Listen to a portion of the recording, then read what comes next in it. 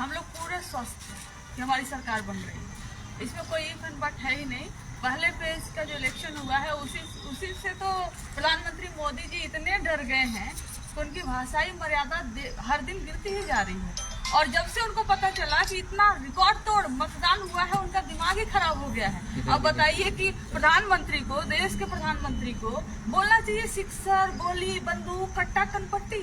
आज तक आपने देखा है कि हमारे देश का कोई भी आजाद मुल्क जब हमारा हुआ उसके बाद से आज तक का कोई भी प्रधानमंत्री अपनी भाषाई मर्यादा को इतना गिराता हुआ नहीं मिलेगा आपको जितना प्रधानमंत्री नरेंद्र मोदी जी गिरे। इसका साफ संकेत है कि बिहार एनडीए के हाथ से निकल गया है और इंडिया गठबंधन, महागठबंधन के हाथ में आ रहा है और हम पूरी तरह से स्वस्थ हैं कि हम सरकार बनाने जा रहे हैं। तेजस्वी यादव ने कई वादों की झड़ी लगा दी है, नौकरी उसमें प्रमुखता से आता है, हर घर में एक सरकारी नौकरी। इस पे कई तरह के एनालाइजेशन किया जा रहा है कि ये क्या टेक्निकली हमारे ही देश में एक छोटा राज्य है सिक्किम। उसका रेवेन्यू जनरेशन जो सोर्सेस होते हैं वो भी बहुत कम है। वहाँ पर एक प्रोग्राम चल रहा है हर घर सरकारी नौकरी, और वो चल रहा है, बहुत घर में मिल चुका है, अभी भी कंटिन्यू है। हमारा सीधा मानना है कि एक ऐसा राज्य, छोटा राज्य जहाँ पर रेवेन्यू जनरेशन के सोर्सेस बड़े कम हो, पॉपुलेशन भी कम है, 7-8 लाख की पॉपुलेशन है, हर घर सरकारी नौकरी हो सकती है, तो बिहार जैसे बड़े राज्य में सरकारी नौकरी क्यों नहीं हो सकती? रेवेन्यू जनरेशन के तमाम सोर्सेस है। आप देखे होंगे कि हमारे यहाँ पैसे भी केंद्र सरकार का भी सहायता आता है, और जब यूपीए गवर्नमेंट बनी तो उस समय से जो अदर स्टेट है जो वो डायरेक्ट फंड भी ले सकते हैं, चाहे वर्ल्ड बैंक हो, चाहे IMF हो, तमाम जगहों से फंड भी ले सकते हैं। ऐसे में बिहार के पास जब तमाम रेवेन्यू जनरेशन सोर्सेस हैं तो क्यों नहीं लाकर हर घर सरकारी नौकरी दे सकता है, इंडस्ट्री लगा सकता है, फैक्ट्री लगा सकता है, कारखाने खोल सकता है और बिहार के युवाओं को यहीं पर नौकरी और रोजगार दे सकता है। ये तो वह हुआ ना कि मोदी जी अगर बोले कि हम हर घर जो है कि हर साल 2 करोड़ नौकरी देंगे तो कोई उनसे ये सवाल नहीं पूछता पलट के आखिर में कहाँ से आप लेकर आएंगे। लेकिन जब तेजस्वी जी कहते हैं, जिनकी क्रेडिबिलिटी है सरकारी नौकरी देने की, 17 महीने की सरकार रही, 5 लाख उन्होंने सरकारी नौकरी दिए और नौकरियां उन्होंने बता कर गए कि हाँ यहाँ पे ये पद खाली है, आप इसको भरिए मुख्यमंत्री जी। लेकिन हमारे मुख्यमंत्री जी वो भारतीय जनता पार्टी के साथ चले गए। हम तो पूछते हैं सवाल कि हमें अगर 17 महीने, इस 5 साल की गवर्नमेंट की 17 महीने आप निकाल दीजिए, 17 महीने की सरकार निकालने के बाद जो हमारे साथ नीतीश जी रहे, जो सरकार बसती है एनडीए की, उन्होंने ऐसा क्या काम किया है जिसके आधार पर बिहार की जनता, बिहार के युवा, बिहार की महिला, बिहार के बुजुर्ग उनको वोट करे? कोई ऐसा काम नहीं किया उन्होंने जिसके आधार पर वोट करना चाहिए उन्हें। पहले चरण में कोई चुनावी धांधली वगैरह की भी कोई शिकायत है आप लोगों? देखिए, ग्राउंड पर आप लोग हैं और बहुत सारे आप लोग जैसे जो पत्रकार हैं, जो निष्पक्ष पत्रकार हैं, जिन्होंने ग्राउंड से रिपोर्ट किया, वो उन्होंने बताया कि तमाम जगहों पर जो पब्लिक जो पहुंच रही है वोट देने, तो पता चल रहा है कि इलेक्टोरल रोल में उनका नाम ही नहीं है। उनके पास डिजिटल पर्ची है, बावजूद इसके कह रहे हैं आपका नाम तो कट गया। और फिर कई जगहों पर आपने देखा होगा कि जो सुविधाएं हैं वह भी नहीं प्रॉपर मिल पा रही हैं। और भारतीय जनता पार्टी का, जैसे हम कहते हैं ना कि वोट चोरी करते हैं, कई ऐसे बड़े बड़े नेता, राज्यसभा मेंबर पाए गए अभी, जो कि अभी लोकसभा में दिल्ली में वोट किए थे और विधानसभा में आकर बिहार में वोट किए, महाराष्ट्र में वोट किए थे, अभी यहाँ आकर बिहार में वोट किए, अभी बंगाल में चुनाव होगा वहाँ चले जाएंगे, फिर यूपी में चुनाव होगा वहाँ चले जाएंगे। ये वो लोग हैं जो परजीवी लोग हैं, मतलब जिनका काम ही होता है जहाँ चुनाव वहाँ वोट। ये घूम घूम कर पूरे देश भर में हर प्रदेश में वोट करते हैं और ये चुनाव आयोग चुपचाप देखता रहता है, तमाशा देखता है और कहता है कि हम दुनिया के सबसे बड़े लोकतंत्र का हम चुनाव करा रहे हैं। ये पूरी तरह से धांधली, SIR को लेकर खासकर इन्होंने क्या कहा था, घुसपैठिए मिलेंगे, मिले क्या घुसपैठिए इनको? पूरे चुनाव के पहले, चुनाव के टाइम पे इन्होंने घुसपैठिए को एक मुद्दा बनाया जिससे कि एक कम्युनिटी, समाज को एक टारगेट किया जा सके, और उन्होंने खौफ दिखाया कि देखिए आपके घर में घुसपैठिए आकर रह रहे हैं। लेकिन चुनाव बीत गया, आज तक ये बेशर्म इलेक्शन कमीशन ने यह नहीं बता पाई कि आखिर में घुसपैठिए इनको कितने मिले। ओवैसी साहब की कितनी चुनौती है आप लोगों? देखिए, ओवैसी साहब तो वो 2020 में आकर भी चुनाव लड़े थे, 2025 में भी आकर चुनाव लड़ रहे हैं, और हमें लगता है कि हमारे देश का संविधान, हमारे देश का कानून ये सबको ताकत देता है और इजाजत देता है कि अगर आप एक पॉलिटिकल पार्टी हैं और पॉलिटिकल पार्टी नहीं भी है, इंडिपेंडेंट भी है, तो आप कहीं भी जाकर चुनाव लड़ सकते हैं। उनका अधिकार है कहीं भी जाकर चुनाव लड़ना, वो यहाँ लड़ना चाहे, वो दिल्ली में लड़ना चाहे, वो पंजाब में लड़ना चाहे, वो जहाँ लड़ना चाहे वहाँ चुनाव लड़े। उनको एक्सट्रीमिस्ट कह दिया है, इस पर आपत्ति है? नहीं, दरअसल आप बहुत अगर गौर से उनके भाषा को सुनिएगा ओवैसी साहब को हम सब बहुत सम्मान से देखते हैं, पार्लियामेंट में बोलते हैं, पूरी देश की जनता उनको देखती है, सुनती है, समझती है। लेकिन ओवैसी साहब को यह नहीं बोलना चाहिए ना कि आपके गिरेबान में हम हाथ डाल देंगे, या उनके एक विधायक जो उनके एक नेता जो विधायक कैंडिडेट है अभी वो बोल देते हैं कि हाथ काट देंगे। तो ये इस तरह के हमें लगता है कि ओवैसी साहब को इस तरह के जुबान से बचना चाहिए जो भाषा जो है प्रधानमंत्री नरेंद्र मोदी बोलते हैं, क्योंकि थोड़ा सा तो फर्क होना चाहिए ना। एक प्रधानमंत्री जिनको कोसा जाता है, जिनको ये कहा जाता है कि आज तक के सबसे खराब प्रधानमंत्री ये हैं भाषा को लेकर, भाषाई मर्यादा को लेकर, अगर ओवैसी साहब भी वही भाषा यूज करेंगे तो सवाल तो खड़े होंगे। सभा में गाना भी गा रहे हैं माननीय प्रधानमंत्री। और आपको मालूम है, वो ताज्जुब की बात है कि वो जो गाना गा रहे हैं सिक्सर और सिक्स गोली करके कुछ, वो उन्हीं के नेता पवन सिंह जो अभी भारतीय जनता पार्टी के मेंबर हैं, कैंडिडेट भी होने वाले थे, किसी पारिवारिक वजहों से उनका टिकट शायद भाजपा ने काट दिया, वो गाना पवन सिंह ने गाया है और वो गाना आरजेडी को चिपका रहा है। मतलब हिपोक्रेसी की भी एक सीमा होती है। खेसारी को लेकर नचनिया शब्द का उपयोग कई लोगों ने किया है, कई नेताओं ने किया है। देखिए, उसका जवाब देने के लिए खेसारी यादव ही काफी है। उसका जवाब देने के लिए ना तो तेजस्वी जी की जरूरत है, ना तेजस्वी जी के प्रवक्ताओं की जरूरत है, ना पार्टी के अन्य कार्यकर्ताओं की जरूरत है। इतना पावर खेसारी अच्छा छोड़िए, मगध में 26 सीटें थी, पिछली दफा आप लोगों का अच्छा प्रदर्शन रहा था, शाहाबाद भी अच्छा रहा था, आज आप मगध क्षेत्र में हैं। इस बार आपको क्या लगता है? आप 121 सीटों पर अभी चुनाव लड़ा, पहले फेज में 61 सीटें आपकी थी, इस बार आप उसको दोहरा रही हैं, आगे जा रही हैं, या कहीं कुछ संघर्ष मिल रहा है, क्या हो रहा है? अभी तो आप लोग ही सब सारे जो है कि जो जितनी भी रैलियां हो रही हैं आप उनको कवर कर रहे हैं, चाहे जीतन राम मांझी जी आकर रैली कवर कर रहे हो, चाहे चिराग पासवान जी कर रहे हो, चाहे तेजस्वी जी कर रहे हो, या प्रधानमंत्री नरेंद्र मोदी जी ही क्यों ना कर रहा हो, आपको अंतर जरूर दिखाई दे रहा होगा। उन रैलियों में जो एनडीए गठबंधन है उनके सारे तमाम बड़े नेता को उनकी सबकी रैलियां मिला दीजिए और तेजस्वी जी की एक रैली मिला दीजिए, दोनों में आपको बहुत साफ साफ अंतर दिख जाएगा। और इसलिए हम ये सिर्फ दावा नहीं करते हैं, हमें पूरी उम्मीद है, पूरा भरोसा है कि इस बार हमारी सीटें और भी ज्यादा बढ़ने वाली हैं। मैडम, पिछली बार भी तेजस्वी जी के जनसभा में अपार भीड़ देखा जाता था, लेकिन जब रिजल्ट आया तो सरकार एनडीए की बनी, तो कहीं ऐसा तो नहीं है कि उसी की पुनरावृत्ति होती दिखाई दे रही है? आपको ऐसा क्यों नहीं लग रहा है कि 2020 में हमारी सरकार बन गई थी, सरकार चोरी की गई? आपको क्यों ऐसा नहीं लग रहा है कि मात्र 12,000 वोटों से हमें हराया गया? हमारे तमाम कैंडिडेट जो कि 12 वोटों से उनको शाम को उनको बोल दिया गया कि ये कैंडिडेट जीत चुके हैं, और फिर आधी रात होते होते किसी और को बुला के जीत का सर्टिफिकेट दे दिया गया। प्रशासन का पूरी तरह से मिसयूज किया जाता है, आप यह भी देखे होंगे। तो हमें जो जबरदस्ती हराया गया था 2020 में मात्र 12,000 वोटों से, हम इस बार चौकन्ना है, क्योंकि एसआईआर भी हुआ है और एसआईआर के माध्यम से लीगली ये वोट चोरी करना चाह रहे थे। इनको मालूम था कि पिछली बार, उसके बाद तमाम और चुनाव हो, हरियाणा हो, महाराष्ट्र हो, दिल्ली हो, वहां पर तो राहुल गांधी जी ने एक्सपोज कर ही दिया इनको कि किस तरीके से सरकार ये चुराए हैं। तो 2020 में इन्होंने सरकार चोरी की थी, सरकार बनाई नहीं थी। आप गया के दौरे पे हैं और यहाँ 10 सीटें हैं, क्या लगता है कि महागठबंधन कितनी सीटें जीतेगी? पिछली बार हमने 50% सीटें निकाली थी, इस बार हमें पूरा उम्मीद है कि हम 90% सीटें निकालेंगे। माननीय प्रधान, शिरघाटी को लेकर कितनी चुनौती देखते हैं, क्योंकि यहाँ पे निर्दलीय भी है और एमआईएम भी है, और बागी जो है आरजेडी के, क्या वो भी आपके लिए एक यहाँ परेशानी का सबब बन रहे हैं? देखिए, बागी कैंडिडेट की जहाँ तक बात है, वो हर विधानसभा में लड़ते हैं, हर एक पार्टी के खिलाफ लड़ते हैं, चाहे वो एनडीए हो चाहे इंडिया हो, सबके बागी लड़ते हैं, क्योंकि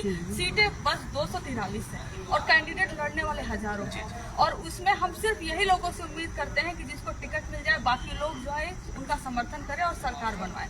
जो बागी लोग लड़ रहे हैं उनका लड़ने का अधिकार है, वो लड़ रहे हैं, लेकिन इस बार चुनाव सत्ता परिवर्तन के लिए हो रहा है। जब सत्ता परिवर्तन के लिए चुनाव होता है ना, तो जो बागी के समर्थक भी होते हैं वो कहते हैं कि नहीं, इस बार जो है वो गठबंधन को, उसके कैंडिडेट को लड़ाओ और जिताओ, किसी भी तरीके से इस बार सरकार बननी चाहिए, क्योंकि 2020 में बहुत मार्जिन से जो चोरी किया गया था, वो चोरी ये लोग कर ना पाए, चाहे भी तो सरकार न चोरी कर पाए, ज्यादा से ज्यादा लोग निकलिए। जो बागी कैंडिडेट हैं उनके भी समर्थक जो है वो लास्ट में आकर महागठबंधन के लोगों को वोट दे रहे हैं, सपोर्ट कर रहे हैं। इमामगंज बाजू में है और इमामगंज के 2 युवा नेत्री और आप भी राजद की युवा नेत्री हैं। आप एक तरफ जीतन राम मांझी की बहू हैं और दूसरी तरफ ऋतु प्रिया चौधरी जो राजद के सिंबल पर वहाँ लड़ रही है। कैसा संघर्ष वहाँ देख रही है? जीतन राम मांझी जी से कौन से संघर्ष की आप बात कर रहे हैं, कौन से संघर्ष की उम्मीद कर रहे हैं? अरे थोड़े से संघर्ष वो किए होते तो अपनी बहू और दामाद और अपने समधन के अलावा दूसरा कैंडिडेट लेकर आते। मतलब इतना भी वो संघर्ष ना कर सके कि अपने कार्यकर्ताओं को टिकट दे दे। मतलब हमारे ऊपर परिवारवाद का आरोप लगाने वाले, आप बताइए ना आरजेडी में किसको टिकट मिला है। लेकिन वहीं पर चले जाइए, चिराग पासवान जी पहले अपने लोकसभा में जीजा जी को दे देते हैं, फिर विधानसभा में भांजा जी को दे देते हैं, फिर इनका जीतन राम मांझी जी तो हद ही पार कर चुके हैं। बहू दामाद समझन, इससे आगे बढ़ ही नहीं रहे। अभी हम लोग आ रहे थे, जब पूरा से होकर इधर आ रहे थे, तो हमने देखा कि रास्ते में जो माझी, जो टोला है, जो समाज के लोग हैं, वहां पर थोड़े थोड़े दूर पे 50-50 घर है, 100-100 घर है। बात करने पे पता चला कि उस टोले के लिए आसपास कहीं स्कूल है ही नहीं। 13 महीने के लिए मुख्यमंत्री बने थे ना जीतन राम मांझी जी।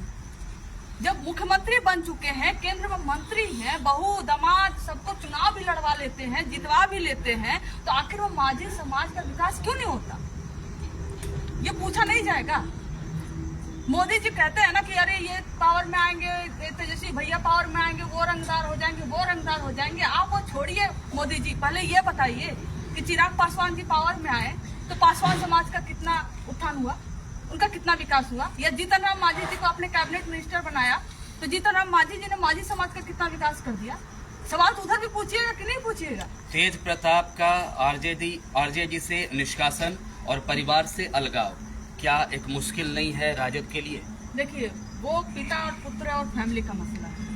जहाँ पर पिता और फैमिली का मसला होगा, किसी के भी परिवार में घुसकर, किसी के भी परिवार में हो, चाहे आपका परिवार हो, चाहे मेरा परिवार हो, मेरी माता जी से, मेरे पिताजी से, एक पॉलिटिकल स्फीयर अलग होता है, लेकिन मेरा जो फैमिली स्फीयर है उस पर कॉमेंट ना, मैं खुद चाहूंगी कि मेरे परिवार पे कोई कॉमेंट करे कि मेरे माता जी से मेरा और मेरे पिताजी से कैसा रिश्ता है, और ना ही मैं चाहूंगी कि किसी और के परिवार पे माता और पिता के रिश्ते पर, बेटे के रिश्ते पर। जनस्वराज को कितनी चुनौती मान रहे हैं आप, क्योंकि यहाँ पे वो भी बड़ी मजबूती से लड़ रहे हैं?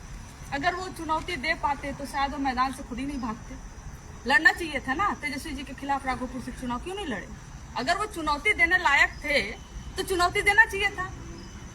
पहले तो आप जाते हो, ढोल नगाड़ा बजाते हो, कहते हो मैं चुनाव यहाँ लड़ूंगा और तेजस्वी जी की जमानत जब्त हो जाएगी, और पूरा माहौल बनाते हो, और लास्ट में आप जो है वापस चले जाते हो। तो ये तो खुद उन्हें जवाब देना चाहिए कि आखिर में डर के मारे भागे थे। क्या बोले थे वो कि हम इसलिए चुनाव नहीं लड़ रहे हैं क्योंकि हमें और भी जिम्मेदारियां हैं, पार्टी संभालनी है। तो पार्टी तो तेजस्वी जी को भी संभाली है, लेकिन वो भी तो चुनाव लड़ रहे हैं ना।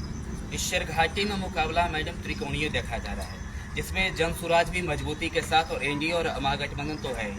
तो यहाँ पे जनसुराज की मजबूती कहीं आरजेडी को प्रभावित तो न कर रहा है? सबसे पहली बात कि देखिए, आपने त्रिकोणी बताया, कोई बता रहा था कि वो 4 कैंडिडेट 4 कोणी है, कोई 5 कोणी बता रहा है, और हमें तो दो ही दिखाई दे रहे हैं। और उसमें भी हमारे कैंडिडेट जो है, आपको कौन दिखाई दे रहे हैं?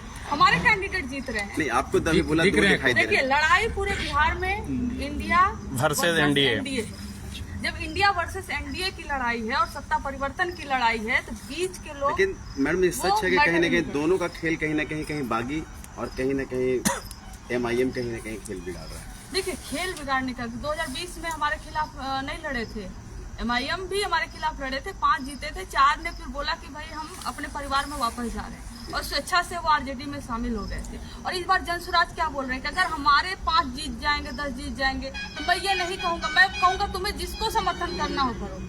तो इसका क्या मतलब है? अगर आपके पार्टी की अपनी कोई क्रेडिबिलिटी नहीं होगी और जीत भी जाएंगे तो उसकी कोई क्रेडिबिलिटी नहीं होगी, वो किधर जाएंगे किधर नहीं जाएंगे, आपका उन पर कोई अधिकार नहीं होगा, तो फिर ऐसे कैंडिडेट को जिताकर क्या फायदा? लेकिन मैम 4 को तो घर वापसी हुई, लेकिन 3 को टिकट नहीं मिला, उससे वंचित कर दिया गया।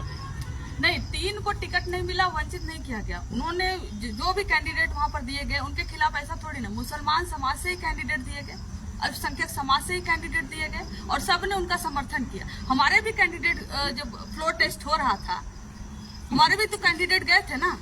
अब जो अपर कास्ट के थे 1-2 उनको छोड़कर बाकी सबका टिकट काट दिया गया। ऐसा नहीं होता टिकट। माननीय प्रधानमंत्री का कहना है कि आरजेडी और कांग्रेस में कॉम्बिनेशन बेहतर नहीं दिखने को मिल रहा है। हाँ, तो कौन से माननीय प्रधानमंत्री के रथ पे साथ में नीतीश कुमार जी आपको दिखाई दे रहे हैं? दिखाई दे रहे हैं कहीं पर? कॉम्बिनेशन उनका कैसा है? मोकामा में जिस तरह का हत्याकांड हुआ है और खूनी संघर्ष उसके बाद भी जारी रहा, आप उसको किस नजर से देखते हैं? वो आप खूनी संघर्ष क्यों कर रहे हैं? वो मोदी जी की तपस्या है।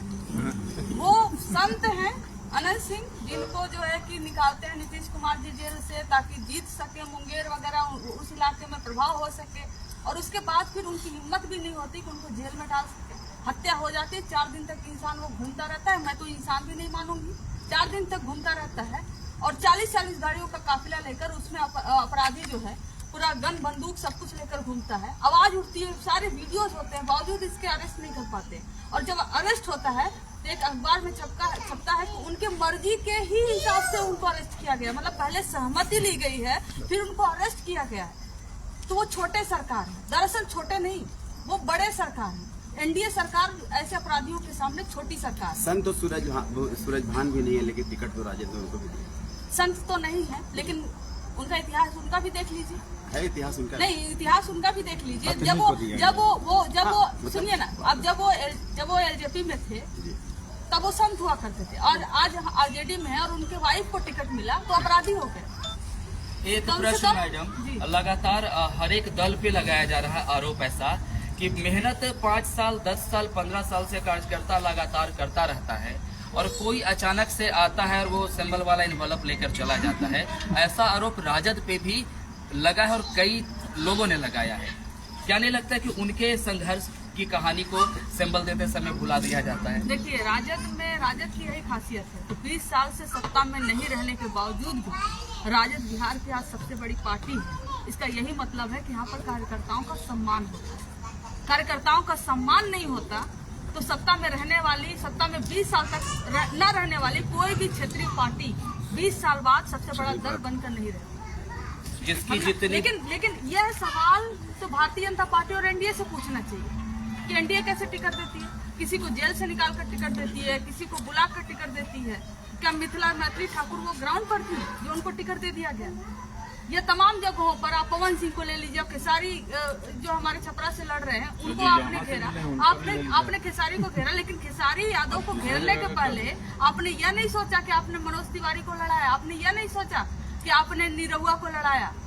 सोचना चाहिए उनको भी दूसरे के ऊपर यह सवाल उठाते हुए कि आपकी तरफ भी उंगली उठेगी। जिसकी जितनी भागीदारी उसकी उतनी हिस्सेदारी है। लेकिन सरघाटी विधानसभा की बात की जाए तो यहाँ अल्पसंख्यकों का सबसे ज्यादा वोट है, उसके बाद यादवों का है और लगातार प्रमुख दलों के द्वारा इन लोगों को दरकिनार कर दिया जाता है टिकट बंटवारे के समय। क्या लगता है कि ये स्लोगन तक ही सीमित रह गया है? कैसे आप करें, ये स्लोगन तक सीमित रह गया है। आरजेडी ऐसी पार्टी है जो A to Z इस बार टिकट में दिखाया है। सबसे ज्यादा महिलाओं को टिकट देने वाले राष्ट्रीय जनता दल। जदयू ने तो मात्र 13 दिए, बीजेपी ने मात्र 13 दिए, हमने 24 दिए। उसमें से एक टिकट जो है हमारे भारतीय जनता पार्टी ने षड्यंत्र करके वो हटवा दिया। लेकिन चाहे महिलाओं की बात हो, चाहे अल्पसंख्यक की बात हो, सबसे ज्यादा टिकट आरजेडी ने दिया। चाहे अति पिछड़ा समाज से आने वाले मुकेश सहनी जी को डिप्टी चीफ मिनिस्टर बनाने की बात हो, चाहे अभी भविष्य में सरकार बनते ही अल्पसंख्यक समाज से, दलित समाज से, अन्य समाज से जो हमारे नेताओं को डिप्टी चीफ मिनिस्टर बनाने की बात हो, चाहे बड़े पोर्टफोलियो देने की बात हो, हम तो सबका रिप्रेजेंटेशन दे रहे हैं। मैम, अभी आप शेरघाटी में हैं और शेरघाटी की क्या खासियत है, क्या बात थी कि टिकट जब बंटवारा होता था एक अंदर एक बाहर, एक अंदर एक बाहर, पूरी बिहार की नजर टिक गई थी राबड़ी आवास के बाहर, और ठीक 20 को नॉमिनेशन लास्ट है और 19 मतलब आप कहें कि 18 की रात को टिकट दिया गया। उस बंदे को टाइम भी नहीं मिला और जितने लोग थे, कितने वहाँ पे विधायक भी बन गए उतने ही देर में और कितने का टिकट भी कट गया, हर पल एक नया घटनाक्रम। क्या लगा कि ऐसा लगा कि कहीं ना कहीं शेरघाटी का ही बंदा मुख्यमंत्री बनेगा? देखिए, बिहार में चुनाव एक उत्सव की तरह होता है। नहीं, शेरघाटी की बात, मैं शेरघाटी की बात कर रही हूँ। बिहार में चुनाव एक उत्सव की तरह होता है और आप चाहे राबड़ी देवी जी के आवास के बाहर आप देखे होंगे, उस समय लोग सारे पूरे बिहार से लोग पहुंचे हुए थे। और ऐसा नहीं कि सिर्फ शेरघाटी, बहुत सारे ऐसे, क्योंकि आप जब अलायंस में होते हो तमाम पार्टियां होती हैं और तमाम सीटों पर वो दावेदारी करती हैं, उनके साथ समझौता करना, कौन सा कैंडिडेट जीतेगा, कौन सा कैंडिडेट नहीं जीतेगा, तमाम सवालों को देखते हुए अगर उस पर आप फाइनल मुहर लगाते हो तो उसमें वक्त लगता है। हमने पहले भी कहा, हमने तमाम डिबेट में भी यही बोला कि हाँ, हमें वक्त लग सकता है, लेकिन हम जो कैंडिडेट देंगे वो जिताऊ कैंडिडेट देंगे, वो फाइनल कैंडिडेट देंगे। शेरघाटी में भी यही हुआ। हाँ, समय लगा, 1 दिन पहले 2 दिन पहले बहुत सारे विधानसभा में, आपको भी मालूम है कि छपरा से पहले खेसारी जी की वाइफ लड़ने वाली थी, बाद में खेसारी जी खुद लड़े। बहुत सारे ऐसी जगहों पर। बहुत धन्यवाद मैडम, बहुत हो गया, 20 मिनट हो गया। देखिए, ऐसा नहीं है, वो टिकट मिला और ये बोला गया कि आप चाहे लड़ लें और या चाहे आपकी बेटी लड़ ले, है ना। तो उसमें अगर उन्होंने चुना कि मेरी बेटी लड़ेंगी तो उसमें तेजस्वी जी का कोई रोल नहीं। बहुत सारे ऐसी सीटें हैं जहां पर तय हुआ कि हाँ, ये लड़ेंगे या हमारे पिताजी लड़ेंगे या उनकी बेटी लड़ेंगे। लेकिन ये सवाल नहीं, क्योंकि ये मैं लास्ट आपको जवाब देना चाह रही हूँ। तो आपने माँ बेटी का सवाल उठाया, जी तो मैं एक सवाल भारतीय जनता पार्टी और जदयू से भी पूछना चाहती हूँ, शायद आप लोग के भी जहन में हो।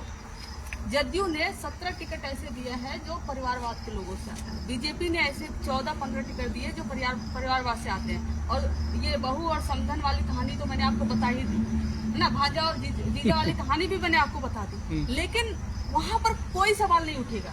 नीतीश कुमार जी एक ऐसे मंच पर होते हैं जिनके पिता जो है दिनेश सिंह, वो MLC होते हैं, जिनकी माता जो दूसरे पार्टी से सांसद होती है और बेटी जो चुनाव लड़ रही होती है, और नीतीश कुमार जी परिवारवाद पर बात कर रहे होते, बेटी भी मुस्कुरा देती, वाह क्या प्रवचन है। मैं खुद परिवारवाद से जन्मी, कोमल सिंह नाम है, मैं खुद परिवारवाद से जन्मी, और हमारे बगल में खड़े हुए नीतीश चाचा जी वो परिवारवाद पे ध्यान दे रहे हैं। तो ये बेटी और माँ, कहीं हस्बैंड, और इस तरह के जो तमाम सवाल उठते हैं, ऐसा है कि महागठबंधन में अगर आप देखें तो टिकट बंटवारे में देर हुआ, लेकिन हमने ज्वाइंट प्रेस कॉन्फ्रेंस किया, हमने मुख्यमंत्री चेहरा कौन होगा, डिप्टी चीफ मिनिस्टर कौन होगा, हमने सब मैनिफेस्टो जो होगा हमने सब प्रेस कॉन्फ्रेंस करके रिलीज किया। आज तक आपने देखा है कि 29 सेकंड में कोई प्रेस कॉन्फ्रेंस संपन्न हो गया हो? यह कमाल ना सिर्फ इंडिया में मिल सकता है। अभी तक कौन मुख्यमंत्री बनेगा इसका भी ऑफिशियल डिक्लेरेशन कोई नहीं आया हुआ है। आपका तो क्लियर है। बहुत हमारा धन्यवाद क्लियर मैम। है? ठीक है। धन्यवाद।